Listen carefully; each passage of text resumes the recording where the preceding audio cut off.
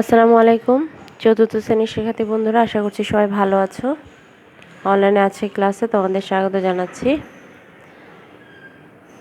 আমরা দ্বিতীয় অধ্যায়ের যোগ ও বিয়োগ গুলো শেষ করেছি এবং সেই সাথে অনুশীলনের অঙ্কগুলো করছিলাম। আজকে আমরা 9 নম্বর অঙ্ক থেকে শুরু করব। তার আগে যে সৃজনশীলগুলো আমরা করিয়েছি, আশা করছি সেই সৃজনশীলগুলো তোমরা ভালোভাবে শেষ করতে পেরেছ। যে অনুশীলনগুলি অঙ্কগুলো করিয়েছি সেগুলোও ভালোভাবে করেছো বইয়ের। এখন আরও কিছু অঙ্ক বাকি আছে, আমরা সেই অঙ্কগুলো আজকে করার চেষ্টা করব।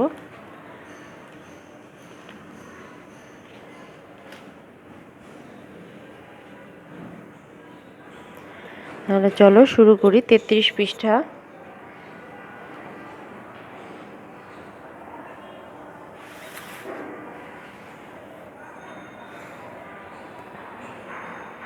আমাদের বইয়ের 33 পৃষ্ঠায় দেখো এই অঙ্কগুলো বাকি আছে। 9 নম্বর, 10, 11 এবং 12 নম্বর অঙ্ক। আজকে আমরা এই অঙ্কগুলো একটু করব। চলো তাহলে আমরা অঙ্কগুলো শুরু করি।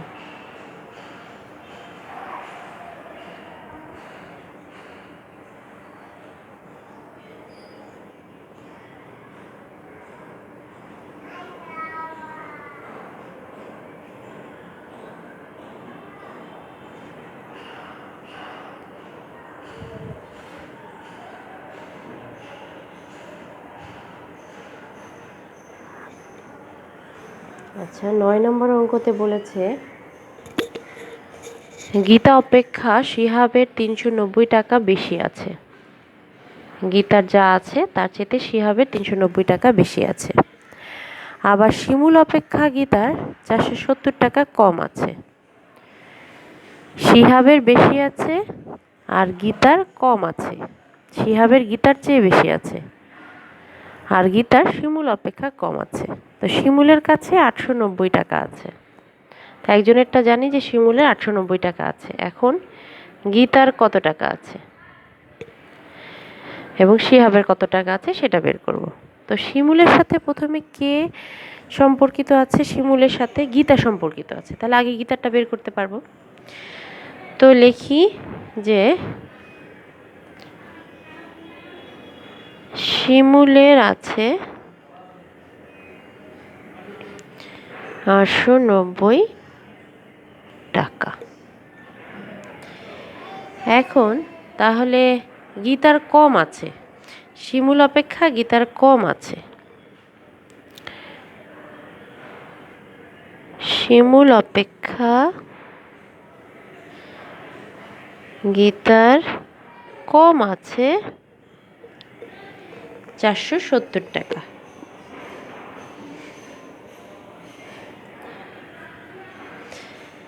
তাহলে এটা থেকে এটা যদি আমি বিয়োগ করি তাহলে গীতার টাকাটা পেয়ে যাব।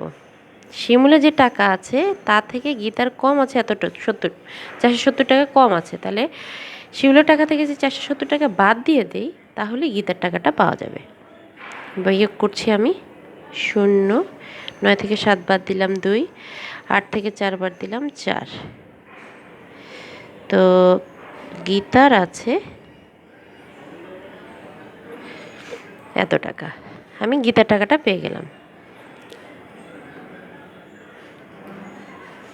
এখন গীতা অপেক্ষা শিহাবের এত টাকা বেশি আছে। শিহাবের টাকাটা এখন বের করতে হবে। গীতার যে টাকা আছে তার চেয়ে শিহাবের টাকাটা বেশি আছে, তাই তো?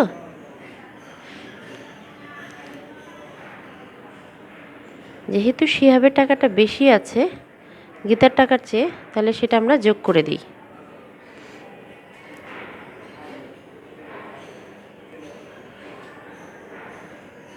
আচ্ছা, গীতা অপেক্ষা শিহাবের বেশি আছে 320 টাকা।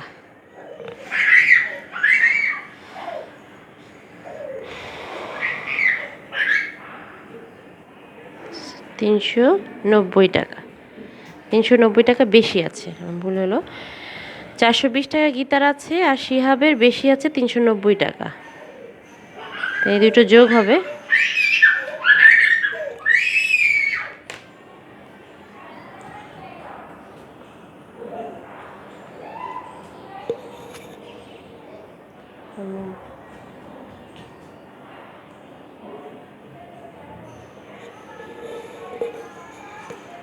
এখন এই দুটো যোগ হবে, যোগ করে দেখি।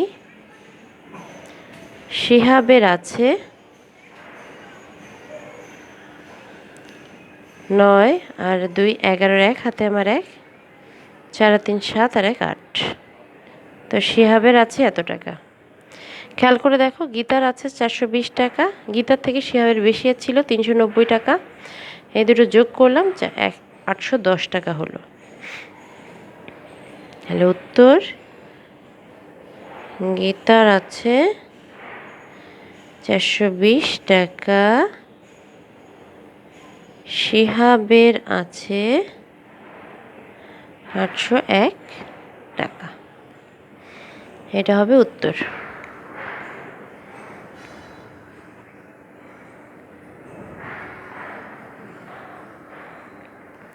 আচ্ছা, 10 নম্বর অঙ্কটা আমরা আগে উদাহরণে কিছু করিয়েছি, তাই 10 নম্বরটা তোমরা বাসায় করবে। আমি 11 নম্বরটা করে দিচ্ছি।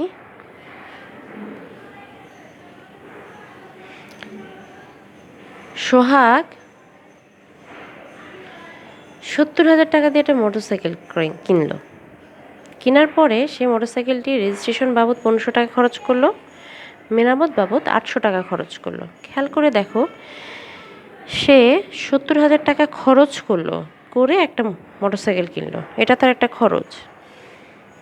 তো একে তো 70,000 টাকা খরচ করে মোটরসাইকেল কিনছে, কেনার পরে রেজিস্ট্রেশন করতে তার 1500 টাকা গেল, আর মোটরসাইকেলটা মেরামত করতেও সেখানেও খরচ হলো তার 800 টাকা।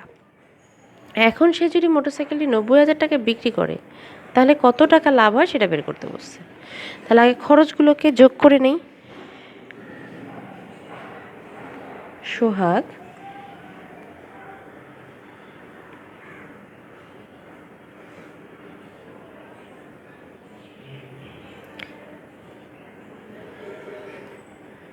মোটরসাইকেল কিনলো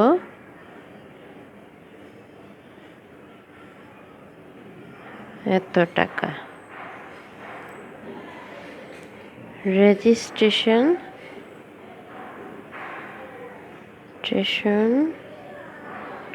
করলো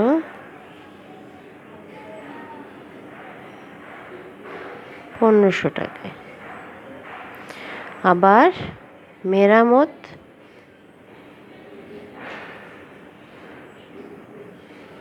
করলো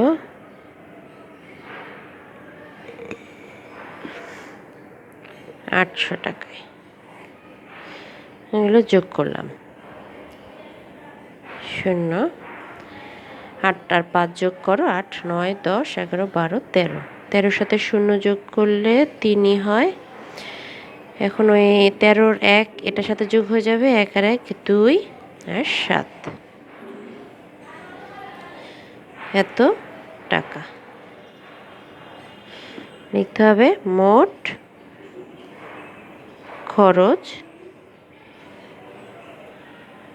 খরচ এত টাকা। দেখো খেয়াল করে, মোট খরচ এত টাকা।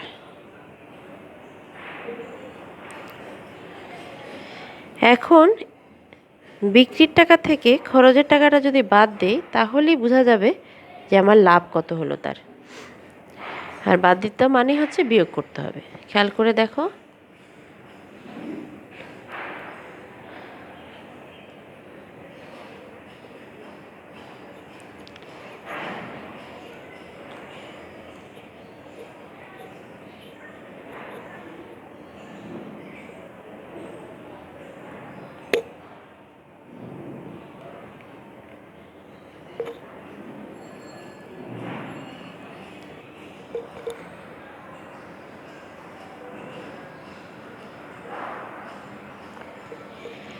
এখন আমরা দেখি এখানে কত আসছে। তাহলে মোটরসাইকেল বিক্রি করলো এত টাকায়। মোটরসাইকেল বাবদ খরচ করলো টাকা। তাহলে বিয়োগ করে দেই।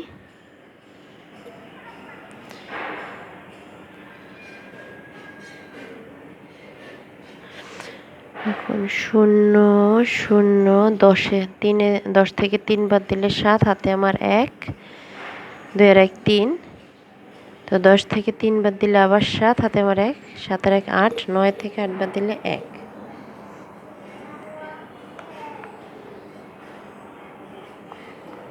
তো এত টাকা।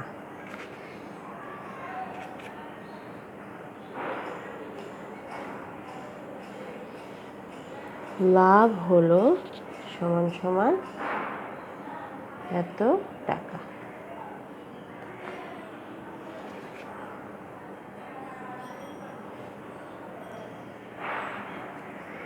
দেখো ভালো করে বিয়োগ করলাম।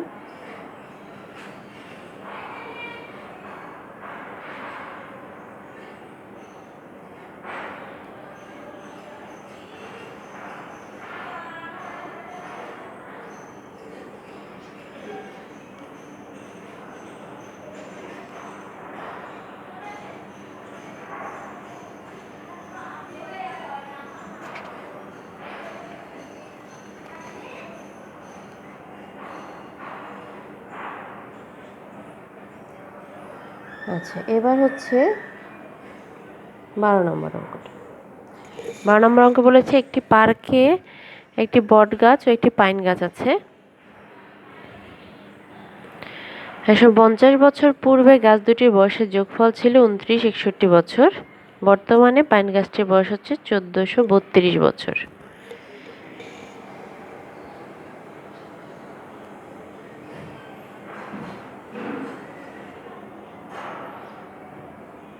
দুশো বছর পর বটগাছটির বয়স কত হবে? আচ্ছা, তাহলে 150 বছর পূর্বে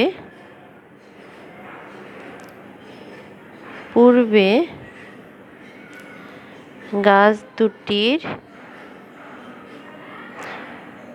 বয়সের যোগফল, মানে দুটো গাছ একত্রে এত বছর। 150 বছর পূর্বে ধরো তোমার বয়স ছিল 10 বছর। হিসাবটা এভাবে করি, যদি যে একটা গাছের বয়স 150 বছর পূর্বে, একটা গাছের বয়স 150 বছর পূর্বে যদি হয় 10 বছর, তাহলে 150 বছর পরে কত বছর হবে? 10-এর সাথে 150 যোগ হবে। কিন্তু দুটো গাছ যদি হয় তাহলে 150 দুইবার যোগ হবে। একটা গাছের জন্য একবার যোগ হয়, দুটো গাছের জন্য দুইবার যোগ হয়।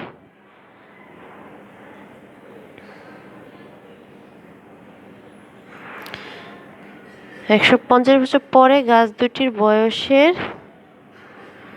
যোগফল তাহলে কত হবে? 29-61 যোগ 150 যোগ 150 বছর।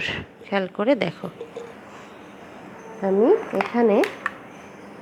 আমি এখানে দুইবার 150 যোগ করেছি, কারণ গাছ দুটি।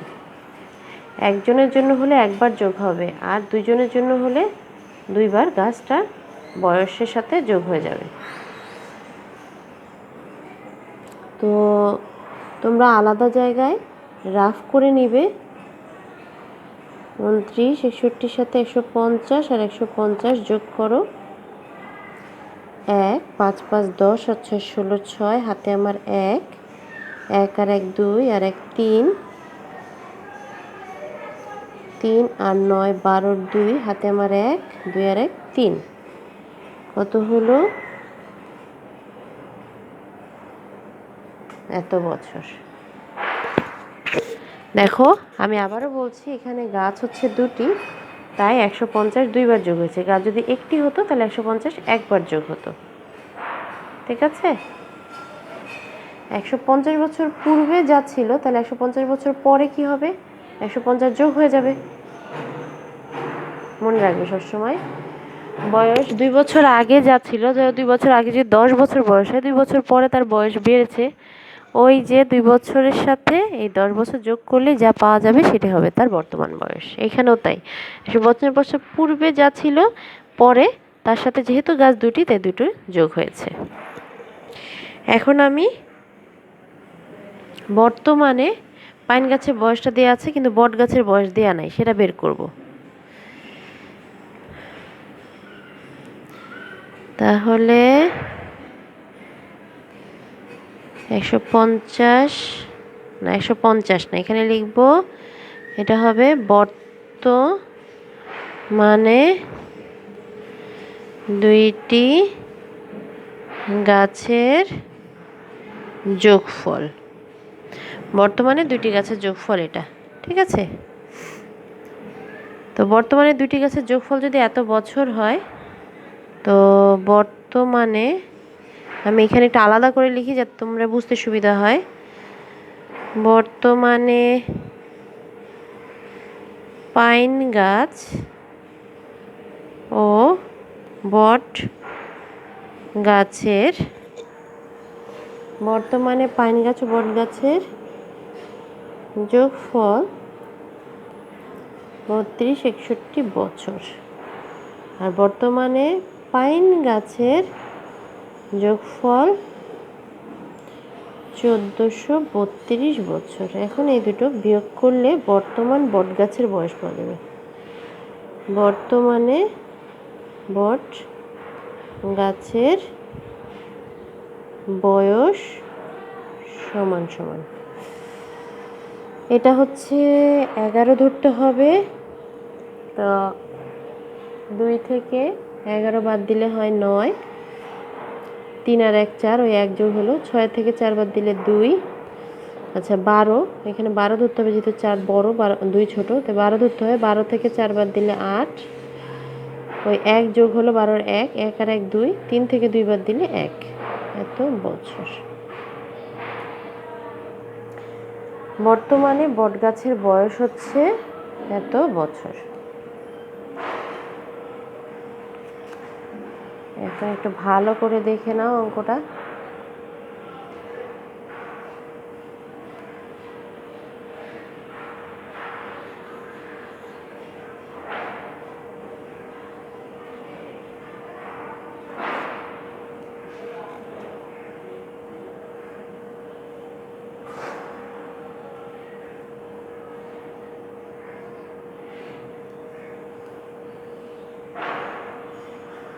আচ্ছা, এটা যদি হয় তাহলে 200 বছর পর 200 বছর পর বট গাছের বয়স কত হবে? বর্তমানে হচ্ছে 1829, আর 200 বছর পরে হলে যোগ হয়ে যাবে। তাহলে 9 2 8 আর 2 10 0, এটার সাথে এটা, এটার সাথে এটা, 8 আর 2 10 0 হাতে মারে 1 আর 1 2, এত বছর। তাহলে উত্তর 37 বছর। খেয়াল করে দেখো বর্তমান বয়স বট গাছের এত বছর। তোমাদের 10 নম্বরটা বাড়ি কাজ ছিল, যে ওটা বাড়ি কাজ তোমাদের দিয়ে দেওয়া হয়েছে, ওটা বাড়ি কাজ করবে তোমরা। আর এই হলো বট গাছের বয়সটা আমরা বের করলাম পুরো অঙ্কটায়, এখান থেকে শুরু করে। ভালোভাবে দেখে নাও।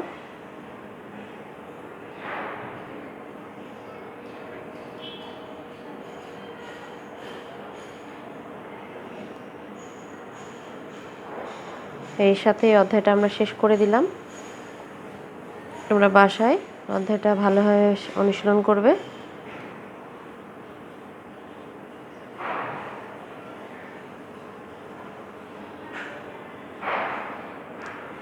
আচ্ছা, তাহলে এই পর্যন্তই। সবাই ভালো থাকবে, সুস্থ থাকবে, নিরাপদে থাকবে। আল্লাহ হাফেজ।